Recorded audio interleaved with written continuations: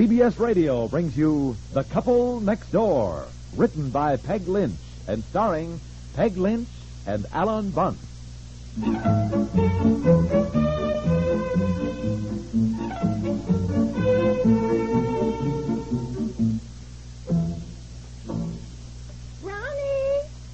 Oh, close the door, will you? It's cold. Brownie, where's the dog? I don't know where he is, but close the door, huh?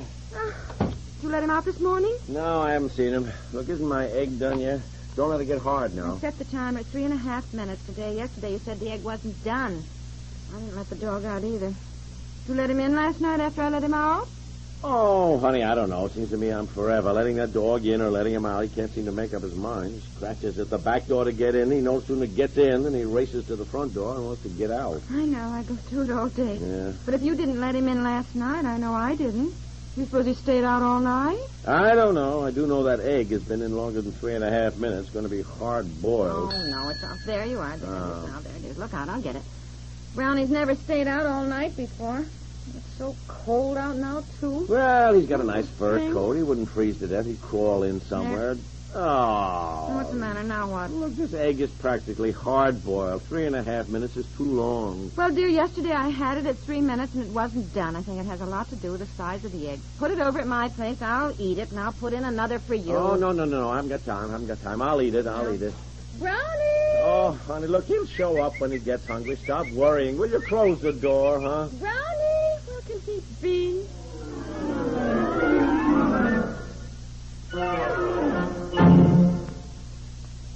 How's your Christmas shopping coming? Not leaving everything for the last minute, we hope. Remember, as a practical gift-hunting matter, the best selections usually go to the earliest shoppers. Another thing, last-minute men compete with the biggest crowds in the stores and streets and face greater accident dangers. CBS Radio suggests shop early and safely for a healthy, happy holiday season. And here's a suggestion for Christmas buying that's really giving the best. Almost Christmas, no time to lose. Lots and lots of gifts to choose. Give him, give her a gift set by Yardley. For him, a wide range of all new gifts from $1.50 to $10. A combination of after-shaving lotion and invisible talc, only $2.50. All prices plus tax. Yardley. give him, give her a gift set by Yardley.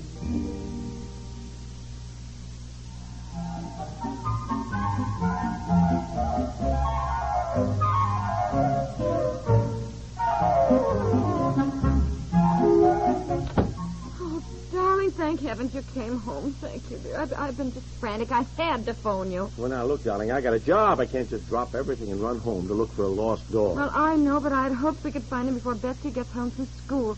She'll be absolutely heartbroken if anything happens to her dog. You know how she loves him. Oh, yeah, that'd be great, just before Christmas, too. Well, who'd you call? Everybody. Here's the list. I called all the neighbors and dozens of people we don't know. I even called Mrs. Clayton back at our old house, thinking he may have gone there, but no. And then I bundled Bobby up and set out in the car, and I drove around for an hour calling for him, Brownie, Brownie, and whistling, and stopping at houses to see if they'd seen a Springer Spaniel. Yeah, a little more Springer than Spaniel, I think. Well, I don't care if he is a mongrel. He's a wonderful dog. You think somebody came along in a car and kidnapped him? No, I do not. It's mostly pedigreed dogs that are stolen. But Brownie's so friendly with everybody. You know, if somebody stopped and spoke to him, he'd go right up to them. You know how he loves everybody. Yes. I think I'm the only one he's bitten. Oh, he didn't know you that time.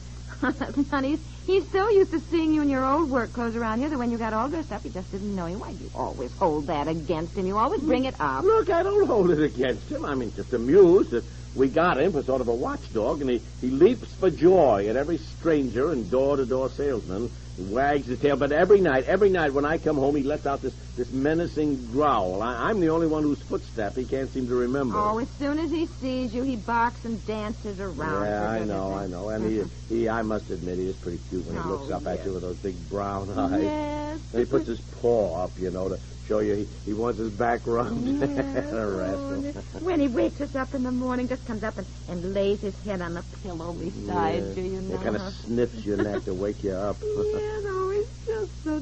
And he's so smart. You know, the way he runs to the door and we put on our hats and coats because he wants to go in the car, too. Yeah. When I say, you want to go for a ride in the car? Huh? The car?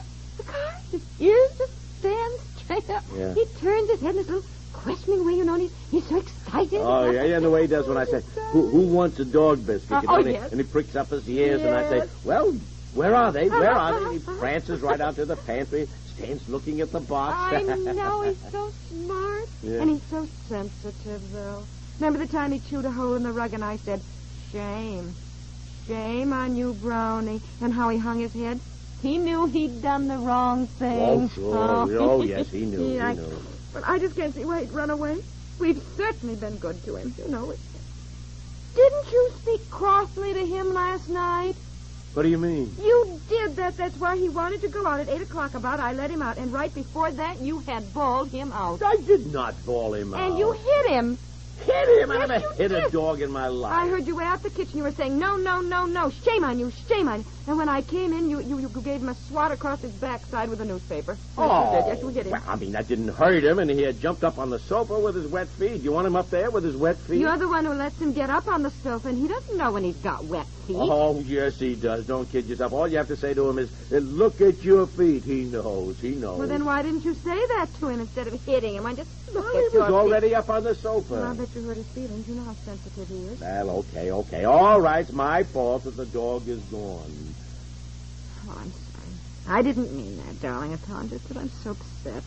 Betsy will be absolutely heartbroken. You know she will. Yeah. Little games they play together. The way Betsy goes and hides behind a door under a bed, and I say, Brownie, where's Betsy? Go find Betsy. And he gets so excited and runs all over the house. Yeah. You know. Yeah. Darn cold. Well, This happened just before Christmas. Now, look, there's no sense really getting alarmed yet. I mean, he hasn't been missing even 24 hours. He has never stayed out all night, and he is always at the back door at 12 o'clock, sharp for his food at noon. Always. I can practically set the clock by him at 12 o'clock noon. He is always there. All right. Now, look, Barking instead and of phoning people and scouting around looking for him, why don't we put an ad in the paper? Oh, yes. Oh, I'm so glad you came home, dear. Maybe we could call the radio station and ask them to make an announcement, too. Do you think they would? Yeah, sure. I called me. Where are you? Oh. There she is. She came in the back Yeah. way. We're in the living room, dear. Oh, I just can't tell her. Well, now, look. I don't believe in keeping everything from children. She's got to learn to take things. Now, if Brownie is gone for good, she has to know it sooner or later, anyhow. She's going to be just heartbroken. Oh. Well, hello, dear. How was school? Fine. What's the matter? Have you been crying, Mommy? Betsy, honey, we got something to tell you, and we don't want you to get upset now, but Brownie didn't come home last night, and Mother hasn't seen him all day. Oh, don't worry, Mommy. He'll come back. You know what? 2 things. Candy Cunningham is having a Christmas party, and I've been invited. Can I wear my blue velvet dress, Mommy? Well, yes, I guess so. And the other thing, guess what? Susie Owen has a real live baby alligator somebody sent her from Florida. And she said I could come down there right now and see it. Can I, Mommy? Oh, yes, I suppose so, Betsy. Goody. I'll go change into my playthings. Isn't it wonderful? A real live baby alligator. Well, now, wait a minute, young lady. Betsy! I'll come back down after I change my clothes, Daddy. What? I thought she was going to be so heartbroken over the dog. She doesn't seem to even care that he's gone. Boy, I tell you, kids just absolutely baffle me. Me too. I thought she would be just heartbroken. I guess at the moment, an invitation to a party and wearing her blue velvet dress, now seeing a real live baby alligator is more. She doesn't deserve to have a dog. Oh, now, honey. There's Brownie outdoors. What? Down the driveway. Oh, I told him to come back. Oh, there he is. Yes. Open the door and let him Oh, in. yeah, for the love of Mike, what's he got in his mouth? Well, I don't... Brownie, get in here.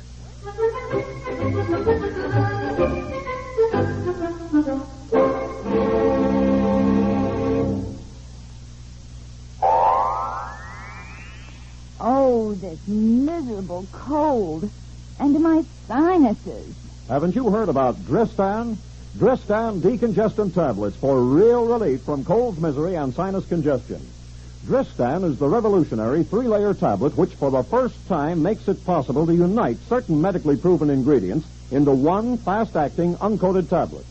Dristan not only helps drain all 8 sinus cavities, critical areas of cold's infection, But circulating through the blood, Dristan's decongestant reaches all congested areas, shrinks all swollen membranes, relieves pressure and pain.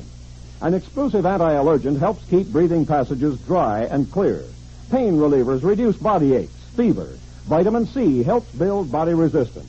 This is Dristan. Today, Dristan is widely imitated. But the exclusive Dristan formula cannot be duplicated.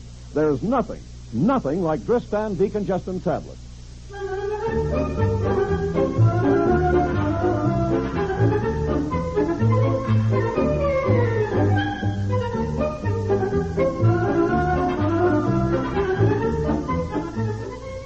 Brownie, now let go. Brownie. Let go, Brownie. Whatever it is, drop it. Yes, whatever it is. He's so proud of bringing it home to show us. Look at that tail wagging. Where have you been, young man? Brownie, drop it. You hear me? Drop it. I know a better way. Brownie. Lunch?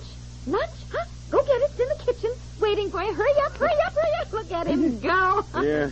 Now, what did he bring home? Pick it up. Yeah. Well, I guess it's not alive, anyhow. Well, it's not an animal, dear. You can see that. No, I've never seen anything like it.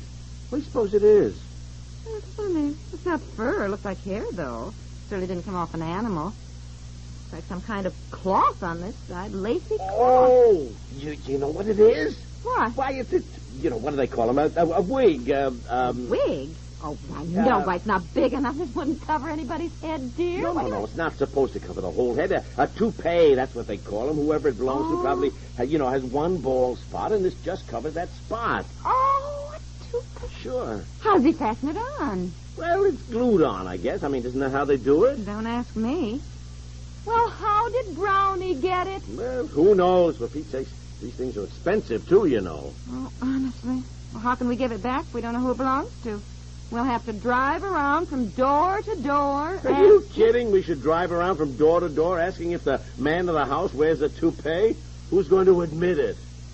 Oh, yes. Oh, isn't it terrible?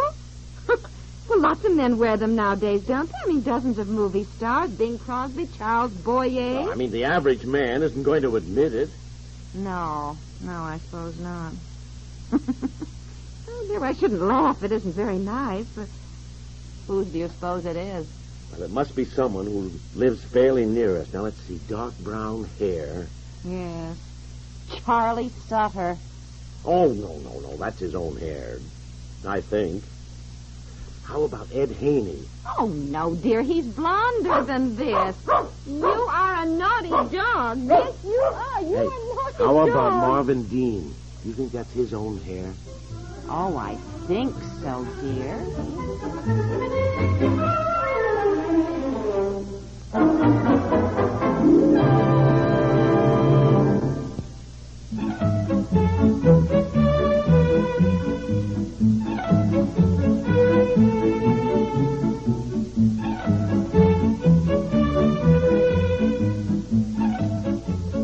The Couple Next Door is written by Peg Lynch and stars Peg Lynch and Ethel and Bunce with Francie Myers and is produced by Walter Hart.